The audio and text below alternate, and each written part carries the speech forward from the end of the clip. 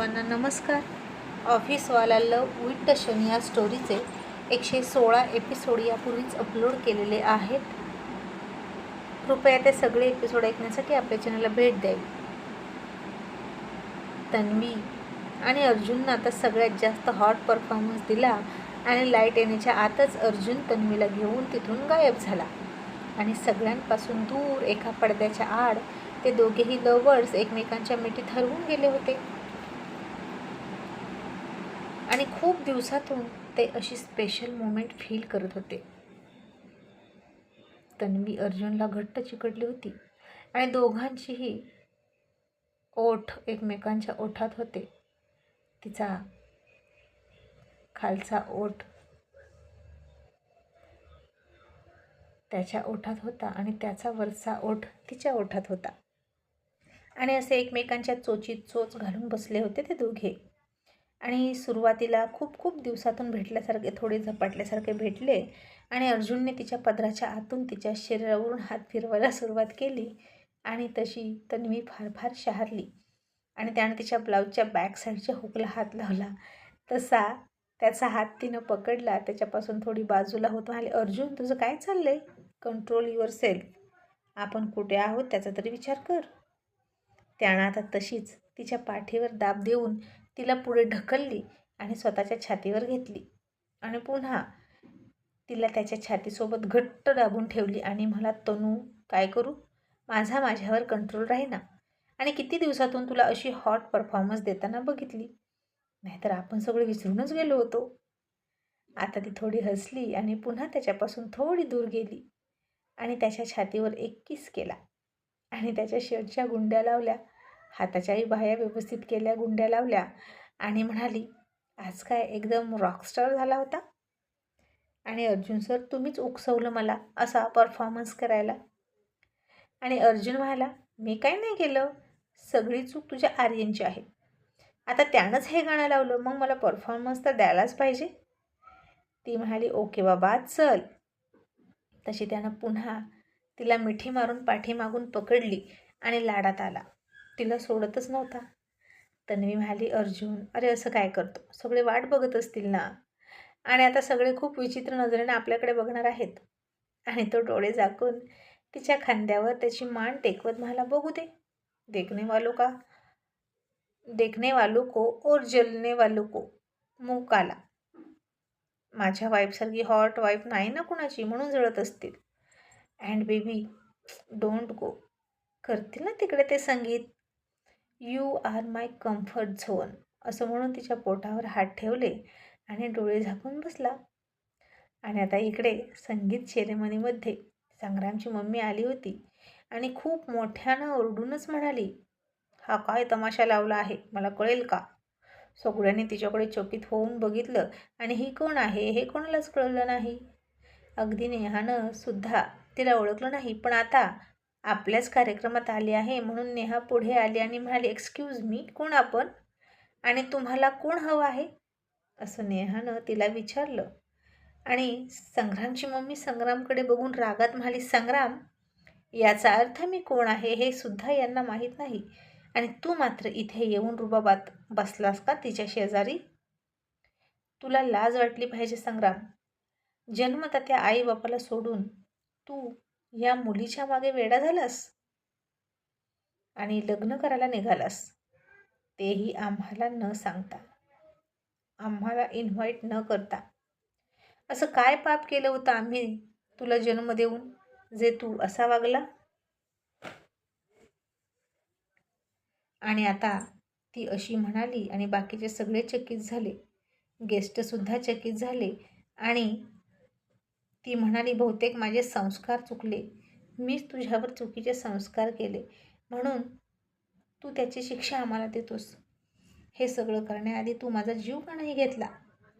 आता तिचा असा ड्रामा सुरू झाला आणि संग्रामला काय बोलावं कळेना.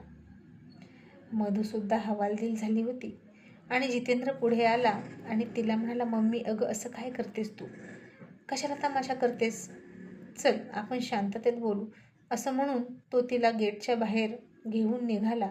इतक्यात तिनं जितेंद्रचा हात झटकला आणि म्हणाली, मला काहीच नाही बोलायचं.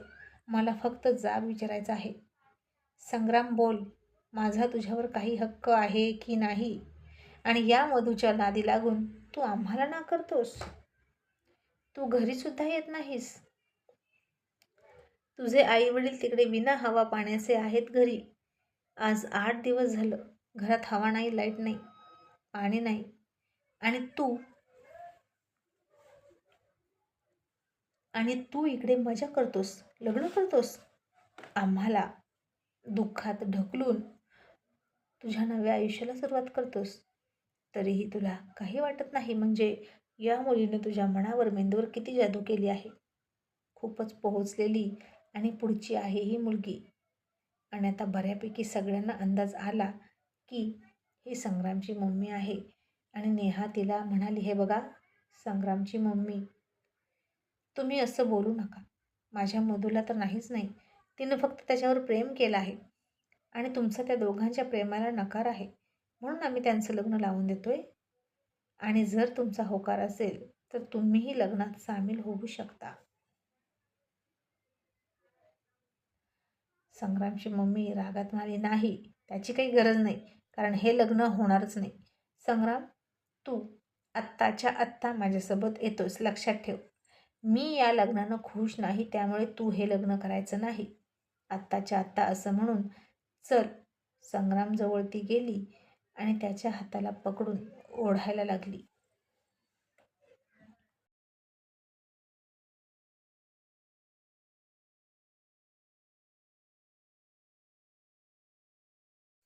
आणि आता आर्यन तिथं गेला आणि म्हणाला, आंटी, आता सगळं ठरलेलं आहे.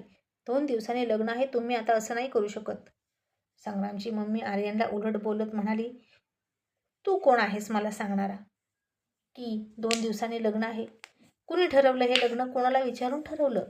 आणि हे सगळं करण्याआधी कोणाची परवानगी घेतली? त्याचे आईवडील जिवंत नाहीत का?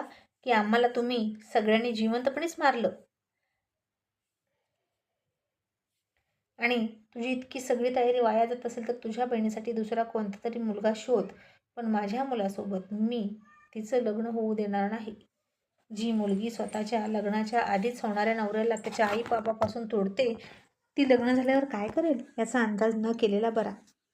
श्रीमंता घरची आहे ना ती, म्हणून अशी वागते.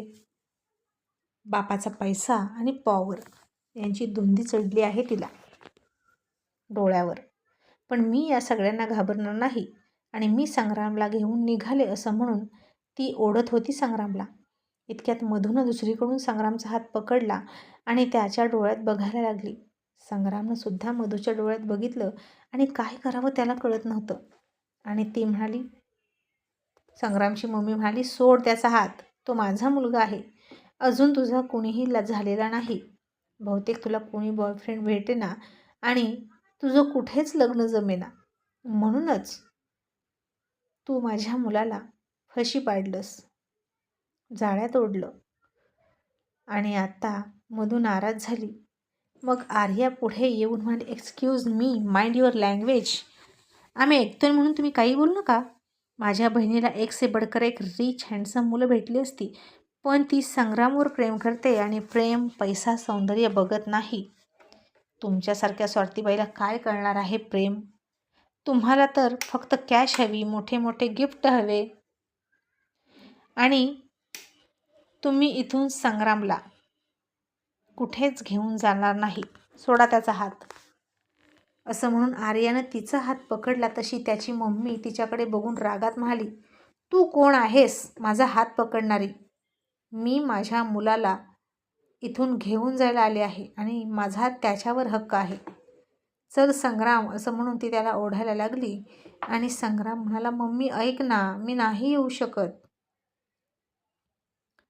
असं तो म्हणाला तसं संग्रामच्या मम्मीनं त्याच्या कानाखाली दिली. सगळेजण शॉक झाले.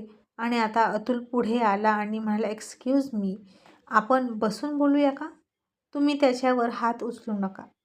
आणि संग्रामची मम्मी अतुलला सुद्धा म्हणाली, हे बघ, मला नको सांगू की काय करायचं. तुम्ही माझ्या मुलाला विकत घेतलं का? तसंच काहीतरी असेल आणि म्हणून त्याची मजबुरी आहे. असं बोलली संग्रामची मम्मी आणि अतुलसुद्धा गप्प झाला. आणि आता साहजिक आहे, इतकं भडकणं. तिच्या मुलाचं लग्न होतं आणि तिला इन्व्हिटेशन नव्हतं. खरं तर त्या सगळ्या फॅमिलीने आजपासून या सगळ्या फंक्शनमध्ये पार्टिसिपेट व्हायला हवं होतं. पण आता अर्जुन सरांचा निर्णय होता, त्यांना बोलायचंच नाही कोणी. आणि त्यांच्या निर्णयावर कोण काय बोलणार आणि कोण काय करणार. आणि संग्रामची मम्मी म्हणाली, तुम्ही माझ्या मुलाला इथे आणून जबरदस्ती त्याचं लग्न लावताय आणि मी तुमची पोलिसात तक्रार करणार. तसे आता सगळे घाबरले आणि लग्न होण्याऐवजी आता नाचक्की होणार असं सगळ्याला वाटलं. आणि आता सगळ्यांमध्ये कुजबूज सुरू झाली. संग्रामच्या मम्मीला स्वतः शिरणी असल्यासारखं स्वतःचा अभिमान वाटला आणि इतक्यात पलीकडून एक आवाज आला, बेशक. तसं सगळ्यांनी तिकडे पाहिलं, कारण आता तिकडून अर्जुन आला होता आणि तो संग्रामच्या मम्मीकडे रागात बघत पुन्हा म्हणाला, बेशक. तुम्ही पोलिसांकडे तक्रार करणार का आमची? तर बेशक करा, नो प्रॉब्लेम. आणि मी काय म्हणतो, पोलिसांकडे नकोच, होम मिनिस्टरकडे जाता का? आय थिंक तेच बेटर ठरेल. आणि होम मिनिस्टरचा नंबर देऊ का मी तुम्हाला? नाही म्हणजे तुमच्याकडे नसेल ना म्हणून विचारतो. की दिल्लीमध्ये जाता आमची तक्रार करायचा? कुठे जायचं आहे, कुठे ते सांगा, मी पोहोचवतो. आणि संग्रामची मम्मी आता अर्जुनकडे बघून रागात म्हणाली, तुम्ही पोहोचवल्यावर हो, तुम्ही पोहोचवणारच हो. तुम्ही पैसेवाले, श्रीमंत आहे ना तुम्ही, आणि पैशाच्या जीवावर तुम्ही काहीही करणार. आणि अर्जुन हसला आणि मला थँक्यू सो मच. तुम्ही आम्हाला सांगितलं की आम्ही रिच आहोत, पण नुसते पैशाने नाही तर मनाने सुद्धा रिच आहोत आम्ही. दारात आलेल्या गेस्टला निदान चहापाणी तरी विचारतो, इतकी रिच आहेत आम्ही. नक्कीच. आणि तुम्ही कोणत्या कॅटेगरीमध्ये मोडता जे दारात आलेल्या गेस्टला दरवाजात उभा करता? आणि तुम्हाला खूप वाईट वाटते का तुम्हाला आम्ही इन्व्हाइट केलं नाही याबद्दल? मग त्यावेळी आम्हाला काय वाटलं असेल जेव्हा आम्ही तुमच्या दरवाजात उभा होतो? आणि तुम्हाला काय वाटलं? आमच्या मुलीसाठी भीक मागायला आलो होतो का आम्ही? आणि असं समजत असाल तर यू आर टोटली रॉंग. मी आलो होतो तुमचं मन चेक करायला, बट अनफॉर्च्युनेटली तुम्ही नापास आहात. You are totally fail. तुमच्यासारखी लालची छोट्या मनाची माणसं आमच्या आसपाससुद्धा फिरकण्याच्या लायकीची सुद्धा नाहीत. आणि तन्वी म्हणाली, नाही तर काय, तुम्ही मधुलासुद्धा बाहेर ठेवून तिच्यावर हात उचलत होता. तुम्हाला काय वाटलं ती रस्त्यावर पडली आहे का? तिला कोणीच नाही. पण लक्षात ठेवा, तिची अख्खी फॅमिली आहे तिच्यासोबत. तुमची आम्हाला गरज नाही. आणि तरीही आता संग्रामची मम्मी म्हणाली, आता कशाला गरज असेल? माझा मुलगा तुम्ही तुमच्यासारखा करून घेतला ना, आणि त्याला इतकं मोठं करून मी काय कमावलं आणि मला काय मिळालं? आणि आता अर्जुन हसला आणि म्हणाला, राईट, आता तुम्ही खऱ्या मुद्द्यावर आलात बघा आणि बोलायला लागलात की तुम्हाला काय मिळालं या लग्नानं. तुमचा तर काहीच फायदा नाही. हीच खंत आहे ना तुम्हाला? मग तुम्हाला खंत वाटते तरी कशा कशाची ते तरी सांगा. संग्रामला मोठं केलं, वाढवलं आणि त्याच्या लग्नात तुमचा काहीच फायदा नाही याची खंत वाटते का? तुम्हाला महागडे गिफ्ट हवे होते, हुंडा हवा होता, आणि ते सगळं देणारी मुलगीच तुमच्या दारात येणार, घरात येणार, असंच ना? आणि हे सगळं देण्याची दानत आहे आमची, पण आता काहीच मिळणार नाही. आणि आता इथून गुपचूप निघायचं. सिक्युरिटी तुम्हाला धक्के मारून बाहेर काढायच्या आत इथून निघायचं. आणि हो, आज फक्त हवापाणी गायब केलं घरातलं. जास्त शहाणपणा केला तर डोक्यावरचं छप्परसुद्धा जाईल आणि पायाखालची जमीन सरकेल. आणि मग कळेल अर्जुन बरसायला लागला की कसा बरसतो. आणि इतका बरसतो की मग सगळं वाहून जातं. आणि संग्रामची मम्मी म्हणाली, मी त्याला तळहाताच्या फोडासारखा सांभाळून लहानाचा मोठा केला आहे आणि आता तुम्ही त्याच्यावर हक्क दाखवता का? आणि बघ संग्राम, तू हे सगळं निमूटपणे बघतोस. अरे यांनी केलं हे सगळं, लाईट घालवली, पाणी तोडलं, आणि तू इथे येऊन थांबलास. संग्राम, काय झाले तुला? तू तुझ्या आईचा अपमान असा सहन करतोस? तशी तन्वी हसली आणि टाळ्या वाजवून म्हणाली, ओ माय गॉड, काय म्हणालात तुम्ही? तुम्ही त्याला तळहाताच्या फोडासारखा सांभाळला? How funny. नाही म्हणजे तुम्ही त्याला वाढवला, पण तळहाताचा फोड वगैरे हे जरा एक्स्ट्रा आणि ओव्हर होतं आहे. तुमच्यासारखी लालची बाई कुणावरच प्रेम करू शकत नाही. तिचं फक्त आणि फक्त स्वतःवरच प्रेम असू शकतं आणि पैशांवर प्रेम असू शकतं. आणि हे संग्रामला सुद्धा चांगलंच माहीत आहे, म्हणून तो तुम्हाला सोडून इकडे आलेला आहे. आणि जे तुम्हाला तुकडे टाकतात, तुम्ही त्यांच्या बाजूने भुंकायला येता का? आणि आता तुम्हाला तुकडा टाकलाय तुमच्या मोठ्या सुनेनं, हे कळतंय आम्हाला. आता इथून निघा. सिक्युरिटी यांना बाहेर काढा आणि पुन्हा आत येऊ देऊ नका, अशी तन्वी रागात म्हणाली. आणि संग्रामची मम्मी ओरडून म्हणाली, मी नाही जाणार, मी इथल्या इथे जीव देईन संग्राम. संग्राम घाबरला आणि मम्मीजवळ गेला आणि म्हणाला, मम्मी तू का इथे आलीस? तू जा बरं. हे बघ, इथे तुझाही अपमान होतोय आणि मला ते बघू वाटत नाही. आणि तू इथे काहीही बोलून सगळ्यांचा अपमान करतेस, तेही मला आवडत नाही.